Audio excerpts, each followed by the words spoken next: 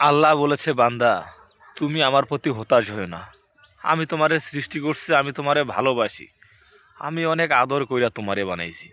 আচ্ছা, একটা কথা বলো তো, তোমার সন্তান, তোমার বাচ্চার যদি কিছু হয়, তোমার কি মাথা ঠিক থাকবে? তুমি বলো না যে আল্লাহ, আমার সন্তানের রোগগুলো আমাকে দাও, আমার সন্তানকে তুমি ভালো করে দাও। তোমার সন্তানকে তুমি এতটাই ভালোবাসো যে তার জন্য মরে যেতেও রাজি আছো। তুমি কি দিছো? তোমার সন্তানের যদি একটা নখ নষ্ট হয়, তুমি ঠিক করতে পারবা?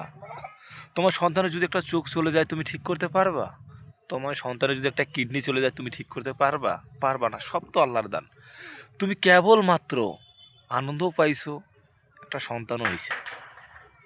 একটা কথা মনে রেখো, তুমি কতটুকু ভালোবাসো তোমার সন্তানরে, তার চেয়ে হাজার লক্ষ কোটি গুণ বেশি ভালোবাসে আল্লাহ তার বান্দাকে। আল্লাহ কি না দিয়েছে তোমারে। আল্লাহ বলে, বান্দা আমি চাইলে তোমাকে তো দূরের কথা, তোমার সন্তান রে আমি পঙ্গু বানায় পাঠিয়ে দিতে পারতাম, তার দুটো হাত না দিয়ে পাঠিয়ে দিতে পারতাম, তার একটা চোখ থাকতো না, সে পা দিয়ে চলতে পারতো না। আল্লাহ বলে, বান্দা আমি তোমারে বড্ড ভালোবাসি। আল্লাহ তোমার যে কতটা ভালোবাসে তা তুমি বুঝো না।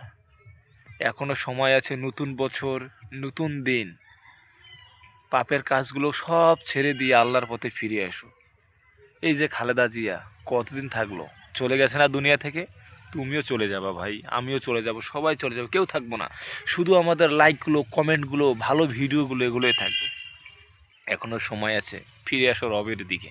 ওই মাটির তলে গিয়ে নয়তো আফসোস করতে হবে।